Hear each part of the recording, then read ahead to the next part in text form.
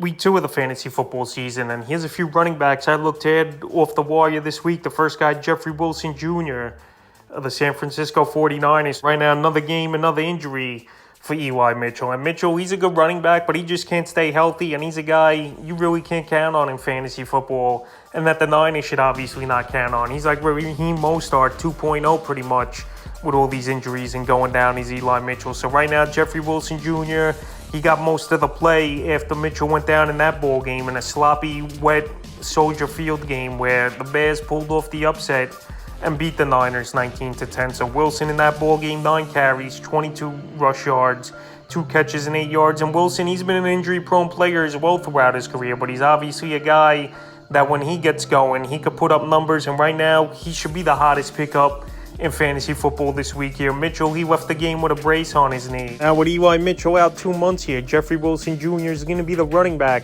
in the backfield over here for the San Francisco 49ers. But I think we're going to see Deebo Samuel sprinkled in as well. But Wilson's still the top priority on the wire this week here, unless Naji Harris for some reason doesn't play going into week 2. But it looks like Harris is going to play. And Wilson now for the next 2 months, as long as he stays healthy, will be the number 1 guy, with Deebo getting some carries as well. And I think that backfield will go with these 2 options in Samuel and Wilson. Right now available in 84% of fantasy leagues, and he's a guy that could be a good player here right now for this 49er backfield, and a guy that obviously gets the job done when he gets playing time. We saw last season he had a couple decent double-digit ball games, so right now he's going to be the number 1 running back over there in San Francisco. Sermon's gone. They cut him loose. He went to Philly. Hasty's gone as well. He left. I believe he went to Jacksonville. So Wilson's the next man up over here in the backfield for San Francisco. We know this is a run-heavy type of team, but we also know that Deebo Samuel is going to get carries as well. We saw it yesterday. We saw it a lot last season when Mitchell was out. So Wilson, he'll be the starter over there, but Deebo's going to eat some of that work, and they'll go with 2 of those guys in the backfield. But definitely give him an ad this week. The next guy, Jamal Williams of the Detroit Lions. Jamal Williams, he played that short yardage role and goal line role here for the Detroit Lions, and he stole 2 touchdowns away from DeAndre Swift, even though Swift had a monster ball game himself. So in week 1, 11 carries, 28 yards, 2 touchdowns, a catch for 2 yards, and he had a 16-point fantasy day. Was Jamal Williams. So right now, he's going to get the short yardage, obviously. He's going to get the goal line, and he's going to get anywhere from 10 to 15 touches, I believe, weekly. And he's got a pretty good matchup in week 2. The Washington Commanders, he is Jamal Williams. So Williams, a big physical back. We saw it in his Green Bay Packer days.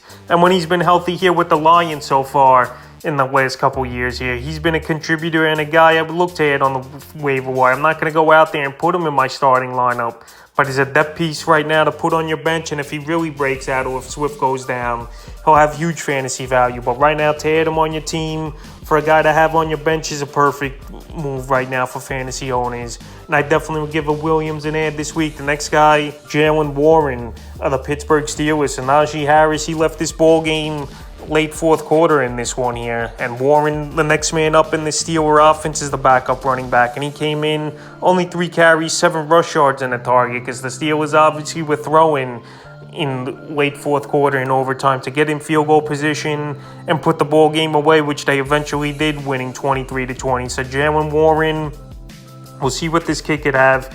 But it looks like it's not serious for Harris, but we never know what could happen. So right now, you definitely got to keep an eye on Warren.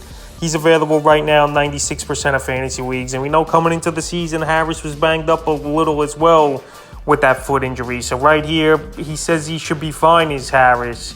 But we don't know for sure until more news comes out. So right now, Jalen Warren's definitely a guy to keep an eye on. And if Harris is going to miss time, I think he's a top priority over Jeffrey Wilson Jr. If he's going to miss multiple weeks here, is Harris. If it's only going to be a week or 2, then Jeff Wilson Jr. will be the first priority at the running back position this week. But Jalen Warren, definitely a guy to keep an eye on. If Harris is going to miss time, the next running back's Kenyon Drake of the Baltimore Ravens. So Kenyon Drake, he got the nod in this one versus the New York Jets. And obviously, he didn't do anything really. 11 carries, 31 rush yards, a catch for 15 yards. J.K. Dobbins was out in this ball game, and Drake got the start. And it was just a weird ball game versus the Jets. Obviously, they won the game 24-9.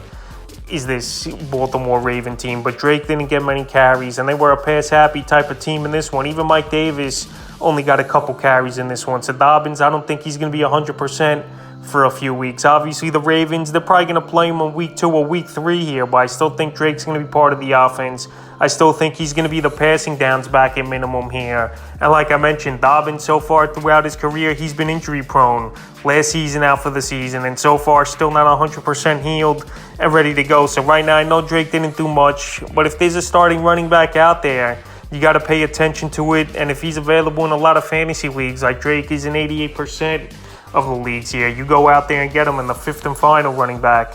I looked at on the wire this week. Trill Hilliard of the Tennessee Titans. Derrick Henry, he had an off game in week 1 versus the New York Giants. And Dontrell Hillard, he was a good receiving option out of the backfield, and even at times lining up in the slot as a receiver. So he only had 2 rush attempts, 8 yards, but 3 catches, 61 yards, and 2 touchdowns. I know it's a little fluky, obviously. 3 of his catches, 2 of them, he found the end zone in this one here, is Dontrell Hillard. But another guy is a depth piece and a guy to maybe use as a flex option later in the season with bye weeks or injuries. Dontrell Hillard is a decent pickup, and like I mentioned, this Tennessee team, they don't have many weapons for Tannehill to throw to.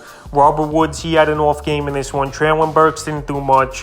Hooper and Swain, they caught a couple balls here and there, but for the most part, Dontrell Hillard, over there, it looked like over there in Tennessee in the passing game, and he made the most plays and the impact plays in a tough loss versus the New York Giants. And right now, Dontrell Hillard available in 93% of fantasy leagues, and he's definitely a running back I looked at this week. So that's a few running backs I looked at on the wire in week 2 of the fantasy football season.